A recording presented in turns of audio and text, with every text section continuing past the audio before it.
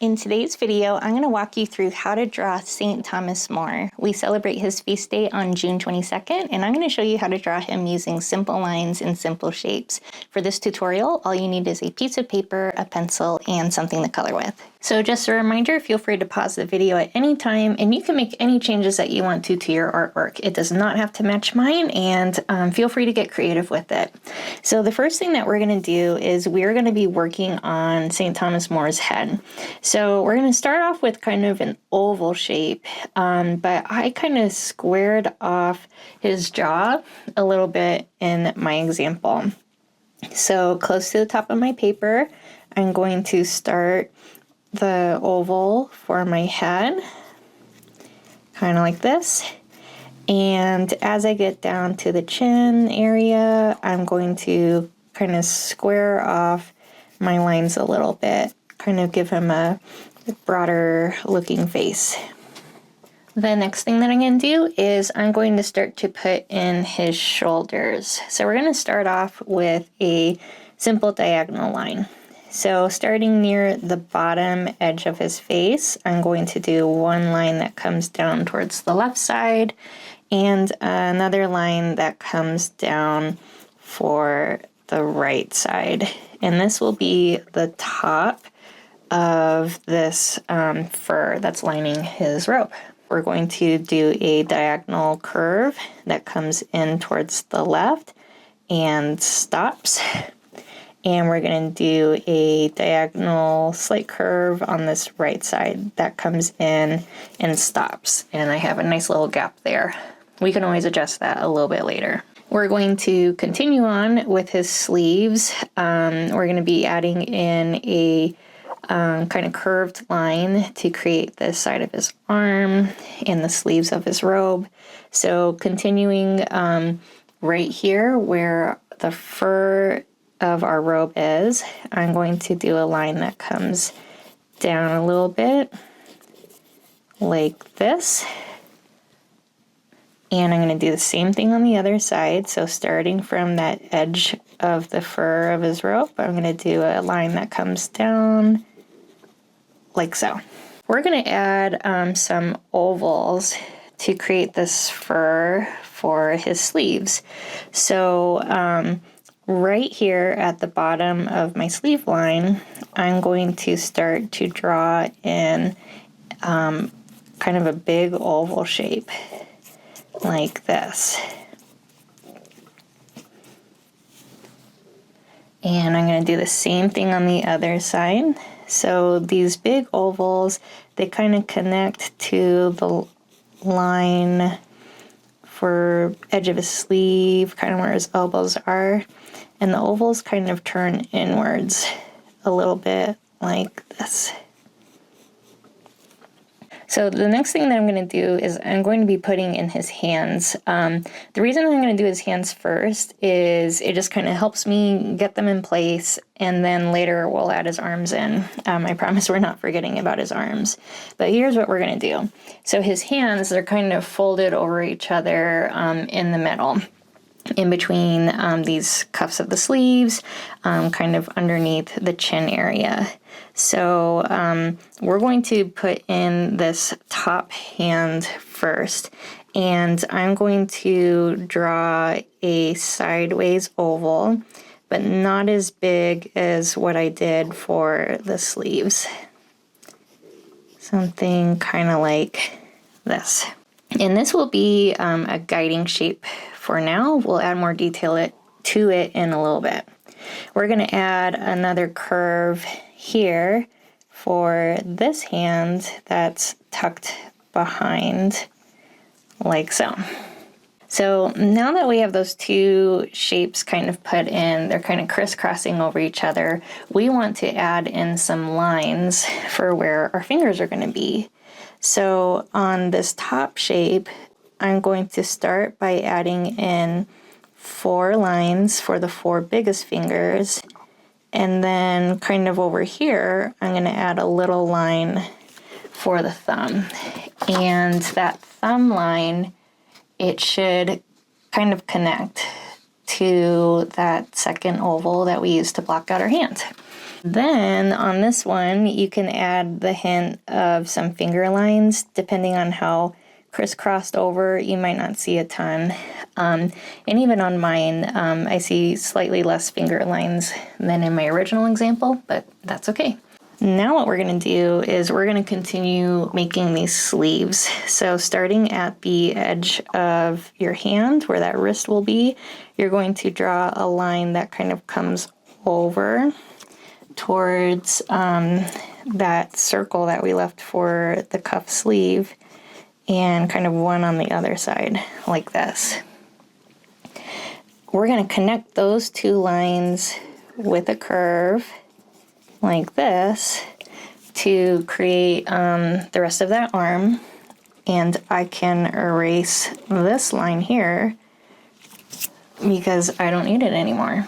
We're going to do the same thing on this side. So starting at the wrist, you're going to draw a line for the top part of the arm and a line for the bottom part of the arm, and you're going to connect them together with a curved line, and you can erase that little bit of fur that we no longer need. So now what we're going to do is we're going to be placing in the edges of his big robe. So not quite all the way to the edge, kind of a little bit underneath where his arm is. That's about how wide I want mine to be. I'm going to draw a line that comes down at an ever so slight angle, and I'm going to stop for however long I want his body to be. I'm going to do the same thing on this side, so kind of starting about where the edge of his arm would be. I'm going to draw a slightly curved line, a slightly straight line down. And I'm going to stop, kind of match them at the bottom, make sure that my angle is just right for how long and how wide I want his robe to be. And I'm going to connect these two lines together with a curved line like a smile.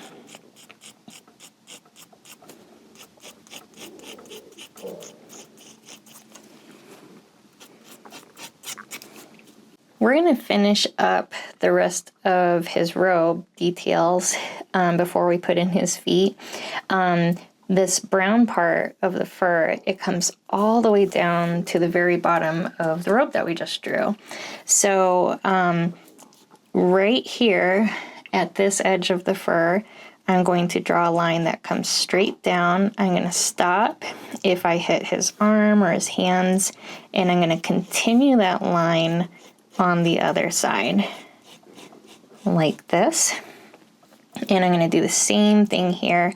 So I'm just going to continue this line from the top edge of the fur and just go straight down, skipping over that arm like that. We're going to add in this little V for where that opening of his robe is. So I have a diagonal line that comes down and another diagonal line that comes down here from his chin, and it creates this little kind of V shape. And from this bottom point of this V shape, I'm going to draw a line that comes straight down, and it should go pretty much down the middle all the way down to the bottom like this. Let's add in some feet. His feet are just, you just see like the toes of his shoes sticking out. You can add more details on yours if you want, but you're just going to add a slight curved line, think kind of like a smile line. One for 1 foot, and I'm leaving a little bit of space before adding a little curve for the other side, kind of like that. We're going to work on this necklace that he's wearing. So kind of right here, a little bit below the V, I'm going to draw a sideways oval shape for the center part of his necklace.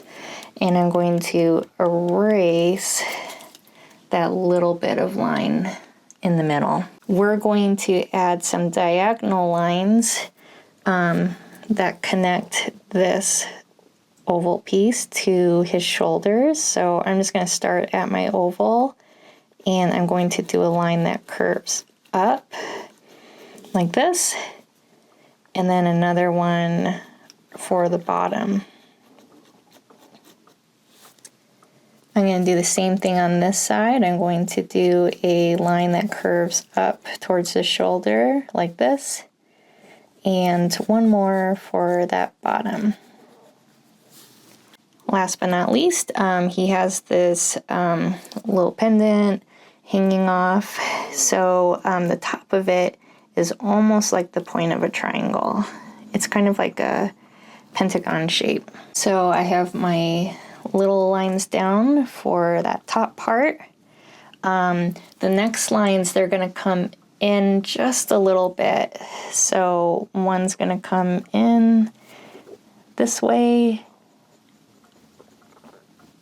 one on this side, and I'm going to connect them at the bottom with a straight line and erase that center line. The last thing I'm going to do is I'm going to put a circle shape inside. And yeah, if you look at the original painting that a lot of this piece was based off of, you'll see like more ornate decoration on this medal or necklace that he's wearing. So feel free to make any adjustments that you wish on yours. All right, next we're going to be working on his hat. So close to the upper part of his head, you're going to do a slightly curved line from side to side, creating the top, this top part of his hat that's touching his forehead. We're going to draw a diagonal line that comes out and up a little bit on the left, and out and up a little bit on the right, like so. The top part of his hat kind of reminds me of a triangle, but instead of being super pointed, all the edges are a little bit more curved and rounded. So I'm going to kind of curve this line up towards the middle and add another line here, but keeping all of these, what would be the points of the hat, a little bit more curved. Once I got the shape of the hat the way I like, I can erase this line here where that guiding oval line for his head was, and make any adjustments. So next, I just want to add a couple more kind of like details into his hat. I'm going to add one line here. Doesn't quite touch the top, doesn't quite touch the bottom, it's just kind of in that space. And then I'm going to add one line that's slightly diagonal here, and one line that's slightly diagonal here. We're going to be putting in his hair. The edges of his hair, again, very similar to a triangle shape, but instead of being pointed, it's a little bit curved. So I'm going to start off with a slight diagonal line that comes down towards the bottom edge of his face. You can make that as long or short as you need to. And I'm going to kind of curve it in and connect it to his head somewhere. I'm going to do the same thing on the other side. So starting at that hat, I'm going to do a diagonal line that comes down and out just a little bit, trying to match my other side as best as possible, and then kind of curving in towards his head shape. I'm going to add a little swoop of hair that's kind of poking out from underneath his hat. So kind of middle of the forehead, I'm going to do one slightly curved line down at the top middle like this. And I'm going to have it be tinier and more pointed at this end, and add another curve that comes back up and touches his hat It's a little wider up there. I'm going to do a simple face for my St. Thomas More. So right about the middle area of his head is where I'm going to place my 2 circles for his eyes. And in between his eyes and the bottom of his chin, kind of right here about the middle, I'm going to do a slight curved, almost like a smile line, not quite, for the bottom edge of his nose. If you like that nose like that, that's fine, but I wanted to add a little bit of the bridge. So on this left side, I'm going to do a line that kind of comes up and curves in ever so slightly. In between the bottom of his nose and the bottom of his chin, I'm going to put in his mouth. Since he was a little more serious in the painting, that was my inspiration. I have a more serious mouth for him, but maybe you want to do a smile or something instead. So I have one line for his mouth, and then I'm going to add a small little line underneath to kind of hint at the bottom edge of his bottom lip. Then I'm going to give him some eyebrows, and unless there's any other details that you want to add that I didn't show you, or you want to change something up or add a background, he is ready to color. So whenever I color, I love to use markers because that's what shows up well on camera. And when I use markers, I love to first outline my artwork using pens like this to help them stand out. So I'll turn on some music and we'll get back together in a little bit.